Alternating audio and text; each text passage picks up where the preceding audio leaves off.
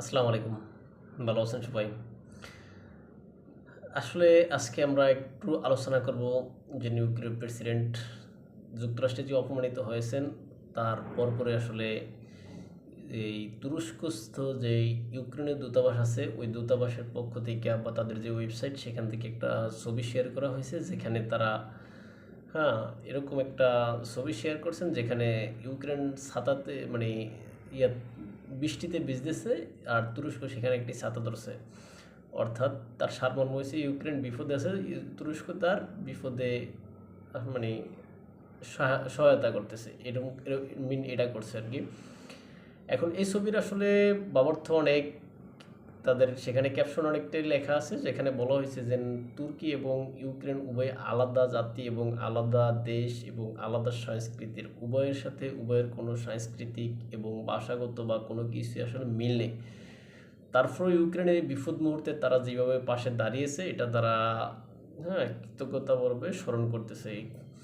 এখন এখানে হয়তো এই ছবি দ্বারা হয়তো তুরস্ককে একটু পাম দেওয়ার চেষ্টা করতেছে, কেননা তুরস্ক আসলে যে ইউক্রেনের পাশে দাঁড়াইছে। আসলে তুরস্ক যদিও শুরু থেকে আসলে তুরস্ক ইউক্রেনের পাশেও না রাশিয়ার পাশেও না, কেননা সে মধ্যম পন্থা অবলম্বন করছে। তুরস্ক ইউক্রেন রাশিয়া যুদ্ধের পর থেকে তারা চাইছে এই যুদ্ধের মীমাংসা করতে, অর্থাৎ সমাধান করতে চাইছে। তারা এখানে কোনো পক্ষ নেয়নি, রাশিয়ার পক্ষ না ইউক্রেনের পক্ষ না, মানে তারা সরাসরি কারো পক্ষ নেয়নি। বরং সেই যুদ্ধ যুদ্ধ তুরস্কের জন্য এটা মানে সহযোগিতার দ্বার উন্মোচন করে দিয়েছিল, তাদের লাভবান হয়েছিল। এরদোগান এখানে কূটনীতিক প্রজ্ঞা প্রকাশ করার সুযোগ পাইছেন আর কি। কেননা এখানে তুরস্কের মধ্যস্থতায় কিন্তু একটা খসড়া চুক্তি হওয়ার হয়ে গেছিল অলরেডি, কোনো একটা চুক্তি। তখন হয়তো যুক্তরাষ্ট্র এবং ইউরোপীয় ইউনিয়ন তাদের ফোনের কারণে লাঞ্চ ব্রেকের সময় ওই অনুষ্ঠান পণ্ড হয়ে যায় আর চুক্তি হয়নি। তাই একটা ক্রেডিট আসলে তুরস্ক পাইতেই পারে। তাই হয়তো এই বিষয়ে হিসাব করে ইউক্রেনের যেই দূতাবাস আছে তারা ওই ছবিটি শেয়ার করছে কিনা আমাদের জানা নাই। তবে এখানে তুর্কি এখনও যেন ইউক্রেনের পক্ষে সরাসরি পক্ষে এটা বলে নেই, আবার যেন সরাসরি রাশিয়ার পক্ষে তাও বলে নেই। তুরস্ক তার কৌশলগত মধ্যম পন্থা অবলম্বন করে এখনও চলছে, যা শুধু তুরস্ক না, আসলে বিশ্বের অধিকাংশ দেশই আসলে এই কৌশলগত ভূমিকা পালন করতে চায়।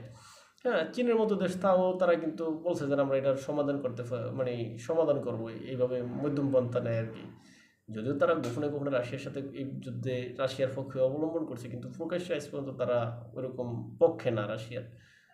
এখন তুরস্ক হয়তো এরকম, কিন্তু তুরস্ক যেন ইউক্রেনের পক্ষে গেছে সরাসরি এরকম কোনো নজির আমরা দেখিনি, বা এমন কোনো কার্যক্রম আমরা দেখিনি যা দিয়ে আমরা বুঝতে পারবো যে তুরস্ক ইউক্রেনের পক্ষে দাঁড়াইছে।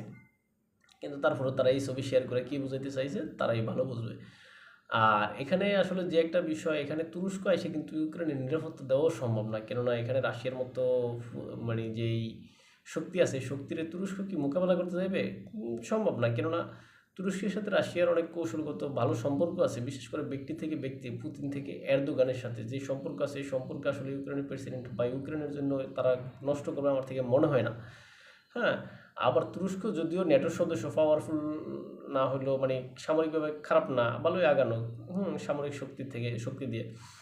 এখন এই তুরস্ক কিন্তু ন্যাটো কিন্তু তুরস্কের সাথে বিমাতা সুলভ আচরণ করে। অর্থাৎ এখানে আর্টিকেল 5 অনুযায়ী যে রাশিয়া যদি তুরস্কে কোনো সময় হামলা করে যে অন্যান্য সদস্যরা ন্যাটো দাঁড়াইবে, সেইটাও কিন্তু আসলে ওরকম নিশ্চিত না, কেননা তুরস্কে এতদিন অনেক ছোটো ছোটো হামলা হয়েছে। সেখানে তুরস্ক যখন ন্যাটোর সহায়তা চাইছে আর্টিকেল 5-এর অজুহাতে বা দোহাই দিয়ে যে তোমরা আমাকে সহায়তা করো বা আমার পাশে এসে দাঁড়াও, তখন কিন্তু ন্যাটো দাঁড়ায় নেয়। ন্যাটোর অন্যান্য সদস্যরা নিরাপদ দূরত্বেও বজায় রাখছিল আর কি। তাই এখন তুরস্ক যেন এমন একেলে শক্তিশালী হয়ে যায় না যে তা তিনি রাশিয়ার সাথে যুদ্ধ করে আসলে একা কিছু করে ফেলাইবেন। তাই এখানে কিভাবে তারা বুঝাইতে চাইছে বা কি মিন করতে চাইছে আসলে এটা আমাদের বোধগম্য নয়। হ্যাঁ তবে তারা এই পিকচারটা সেখানে তাদের ছবিতে শেয়ার করছে এবং বিপদের বন্ধু হিসেবে আখ্যায়িত করছে। বিপদের বন্ধু হিসাবে কি আমরা কোনো ত্রাণ পাঠানো এই হিসাবে মিন করছে কিনা তাও আমরা জানি না, কেননা আমরা দেখছি যে তুরস্ক এই কাজটা ভালোই পারে, যেটা হচ্ছে যে আপনার ত্রাণ পাঠানো। যেমন বাংলাদেশে যখন রোহিঙ্গা আসছে তখন তুরস্ক সবার প্রথম কিন্তু সর্বপ্রথম 2 জাহাজ না 3 জাহাজ ত্রাণ পাঠিয়ে দিছে। অর্থাৎ তখন আমার ভার্সিটি লাইফের যে প্রিন্সিপাল স্যার ছিলেন তখন তিনি বলছেন, আসলে একটা কথা বলছেন, ফেসবুকে স্ট্যাটাস দিয়েছেন আর কি, যেটা হচ্ছে গিয়া সাময়িক সময়ের জন্য যে আছে বাহাবা, এটা সবাই নেয়, কিন্তু আসলে স্থায়ী সমাধান কেউ করতে পারে না বা করে না, যেটা আসলে তখন আমি বুঝি না যে এটা কেন বলছে। আসলে তখন ওই যে তুর্কির যখন আপনার এই যে জাহাজ বইরা ত্রাণ পাঠায়, তখন কিন্তু আসলে তারা বাহাবানি ছিল। হুম, 3 জাহাজ বা 2 জাহাজ ত্রাণ তারা পাঠাইছে, এই সাময়িক সুনামটা তারা অর্জন করছে। কিন্তু আসলে এই যে রোহিঙ্গা সমস্যা সমাধানের জন্য তুরস্ক কিন্তু ভালো কোনো ভূমিকা নেয় নাই বা করতে পারে নাই, বা মানে তারা উদ্যোগই নেয় নাই। হ্যাঁ, এখন ইউক্রেনের ক্ষেত্রে আসলে হয়তো এরকম কোনো সহায়তা করছে, এটার দ্বারা কি কোনো বাহবা নিতে চাইছে বা এরকম কিছু কিনা আমি জানি না। যাক, তারপর তুর্কি আসলে মুসলিম বিশ্ব হিসাবে আগায় যাইতেছে সামরিক শক্তিতে, তার যতটুকু মানে মানে নিজের মতো করে আর কি।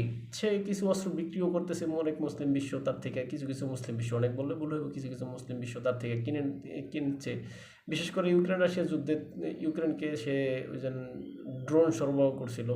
হ্যাঁ, সেই ক্ষেত্রেও হয়তো ইউক্রেন ভালো একটা সুবিধাজনক অবস্থানে আসছে। তবে রাশিয়াকে যখন আবার ইরান ড্রোন সহায়তা করতেছিল, তখন আবার হ্যাঁ তুরস্কের ড্রোনের নাম নিশানা বা ওই যে সুনামটা ছিল ওটা মুছে গিয়েছে।